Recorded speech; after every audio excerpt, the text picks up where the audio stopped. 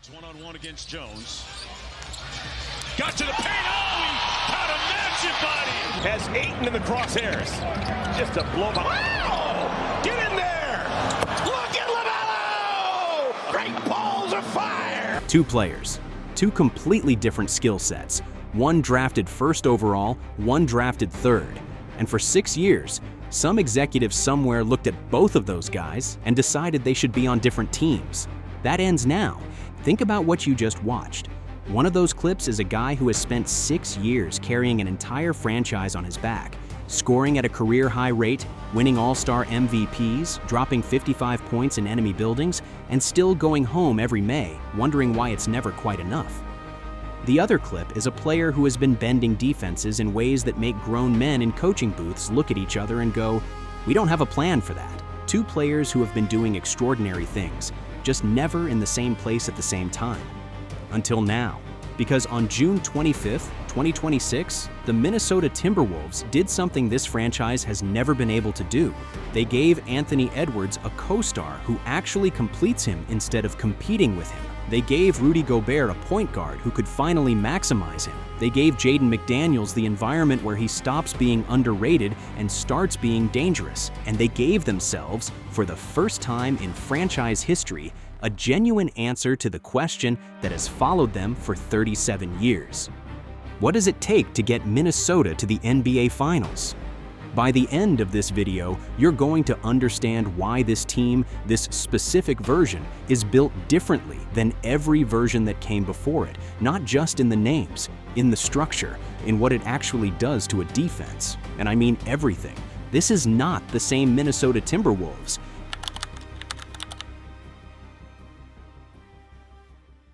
Let's be honest about what Minnesota has been for the last few years. They've been a very good team that keeps running into the same problem at the worst possible time. 2024, Western Conference Finals, lost to Dallas in 5. 2025, Conference Finals again, lost to OKC in 5. That Thunder team won 68 games and had the best player in basketball in Shai Gilgeous-Alexander. Losing to them doesn't require an explanation. But the way Minnesota lost, outscored by 30 points in Game 1, held to 88, then 103, then blown out 124-94 in the closeout, told you something. Not about talent, about construction. This team kept showing up to the biggest moments without the piece that elite offenses require most. A true playmaker in the backcourt. Someone whose job, one on every possession, is to create for everyone else. That position is the hardest thing to find in basketball, and Minnesota kept going to war without it. They entered 2025-26 running the same group back: Randall, Reed, Edwards, McDaniels, Gobert. Continuity was the plan, and the regular season actually worked. 49 wins, another playoff berth. But the cracks in that plan didn't stay hidden for long.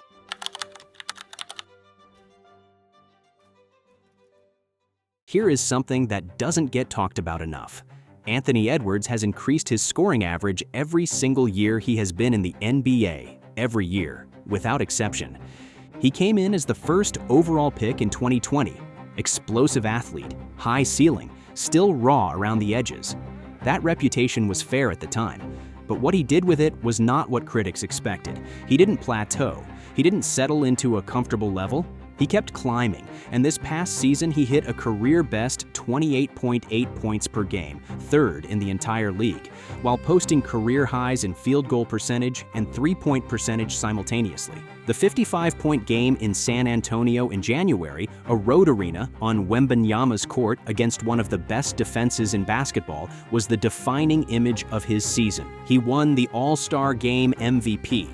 He came back from a knee injury during the second-round series against San Antonio when most players would have shut it down because this is what he is. He is a player who performs when the stakes are highest, not in spite of them.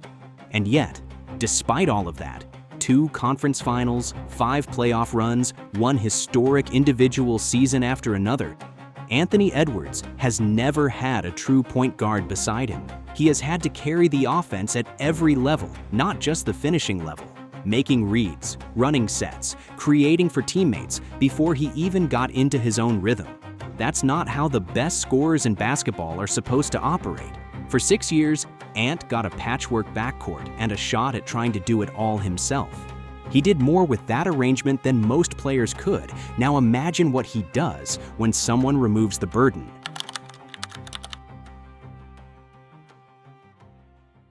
The 2026 playoffs started well. Minnesota beat Denver in the first round, and through 3 games they were dominant, up 3-1 when it happened. Game 4, second quarter. Edwards goes up to challenge a shot, lands wrong, and his left knee buckles underneath him. He falls immediately, doesn't walk off, and for about 10 minutes, the entire city of Minneapolis held its breath. Bone bruise and hyperextension, no structural damage, which was the best possible medical news, but he was done for the series. And 1 game earlier, Donte DiVincenzo tore his right Achilles. Season over. His 2026-27 timeline immediately in question. 2 starters, 2 games, gone. Minnesota still closed out Denver in 6. Their depth, their system, and Ayo Dosunmu, the guard they sent Rob Dillingham and Leonard Miller to Chicago to get at the deadline, stepped up and kept it together. That was genuinely impressive, but then came San Antonio. Edwards came back ahead of schedule because that's what he does, but he wasn't right. The explosiveness wasn't there. The Spurs, who were becoming something terrifying behind Wembanyama, sensed it immediately. They trapped him every possession. They dared everyone else to beat them. The final score of Game 6 was 139-109.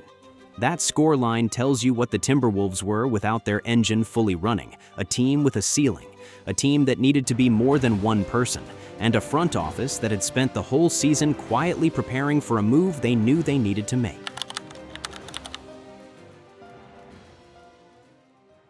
Let me tell you who LaMelo Ball actually is, because I think a lot of people still see the highlights without understanding the system underneath them. LaMelo doesn't just make plays, he makes plays that defenses haven't decided to stop yet. He reads coverage a half second before it develops, that moment when a pick is being set and the defense is still figuring out how to respond, and he's already made the decision. The pass is already gone, and by the time the defense processes it, 2 points are on the board. In 2025-26, LaMelo Ball put together the healthiest season of his career. He played 72 games, averaging 20.1 points, 4.8 rebounds, and 7.1 assists per game. The assists number matters less than what it represents. A player who actively wants to make his teammates better, not just accumulate stats.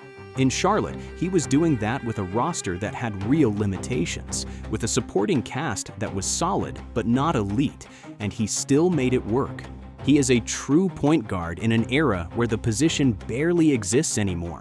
Almost everyone in the league plays off-ball or scores first. Ball is built differently. When he has the rock, he is scanning, processing, keeping the defense moving until the right window opens. And when it does, he finds it before anyone in the building expects him to. Charlotte made a business decision this summer.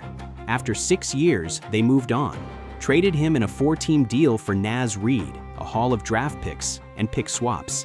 And LaMelo, given the choice of where to go, joined Minnesota with 3 years remaining on his 5-year, $203.9 million rookie-scale extension. He called playing with Anthony Edwards a dream. The number 1 and number 3 picks from the 2020 NBA draft, 6 years later, on the same team. And if you understand what each of them does, you already know why it works.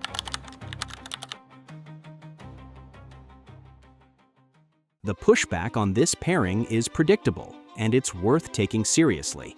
2 high-usage players, 1 basketball, potential conflict over who runs what. It's a fair concern. We've seen that movie before, but it requires a fundamental misunderstanding of how both of these players actually operate. Anthony Edwards is a scorer. His best basketball happens in focused bursts, hunting a specific matchup, attacking a tilted defense, catching in space, and going.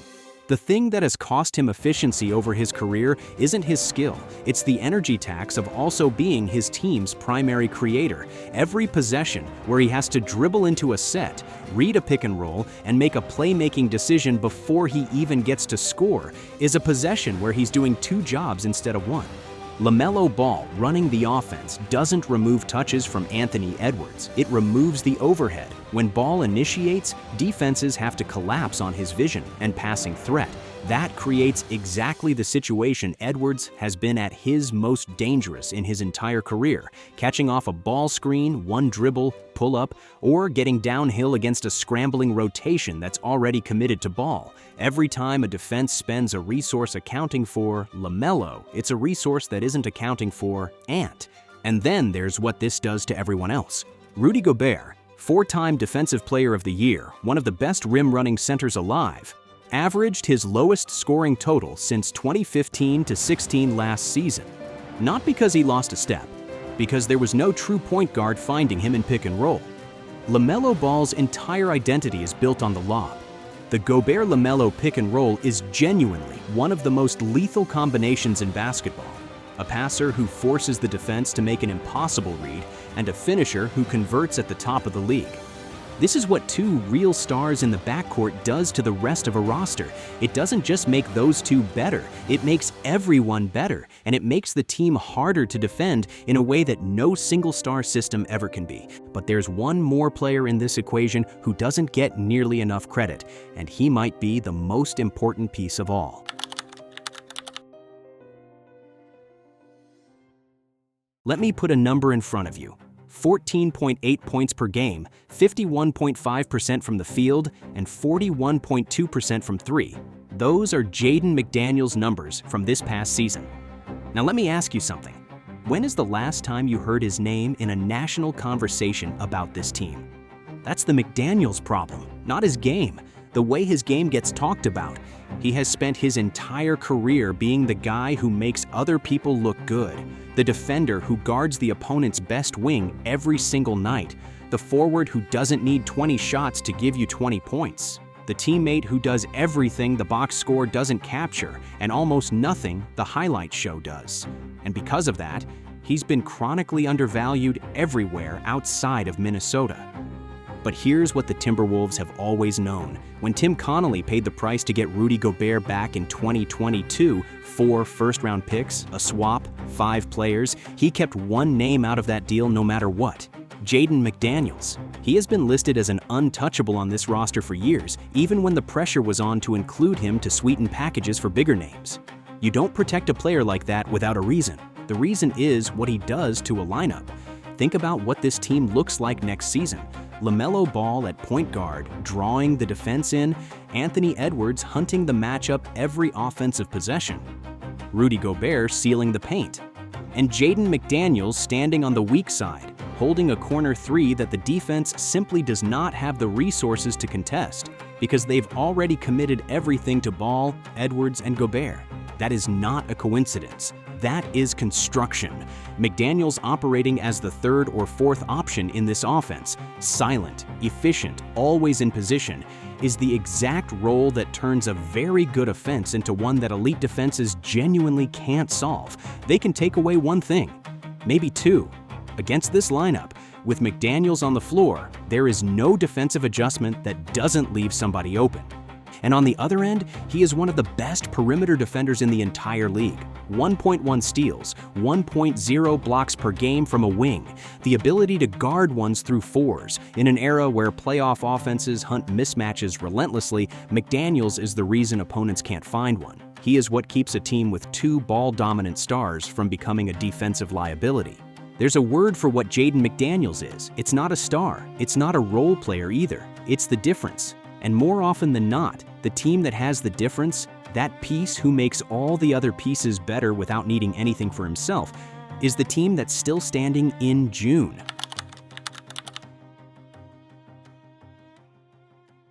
Let's keep it real. This is not a guaranteed championship. Nothing in this league is. Edwards is coming back from a knee injury. DiVincenzo's Achilles puts their perimeter depth in a difficult position heading into next season. The Spurs, who just eliminated Minnesota, are getting better. OKC is still built to contend. The West has not gotten easier. But here is what has genuinely changed. Minnesota has never been to the NBA Finals in franchise history. Through every version of this team, the Kevin Garnett era, the Cat era, now the Ant era, that statement has been true. And every time the question was asked about why, the answer came back to the same structural problem: not enough playmaking at the point of attack level when elite defenses geared up for the playoffs. That problem has a solution now, and the solution is one of the most gifted passers in the league, playing alongside a scorer who has spent 6 years proving he can perform on the biggest stages, on the worst knees, against the best competition in basketball, and still deliver. Tim Connolly said LaMelo will elevate this team. LaMelo called Ant a dream, and when you actually watch how these two players' games fit together, not as a hype argument, but as a basketball construction, the elevation is real. The fit is real. The ceiling they're about to test is one this franchise has never touched.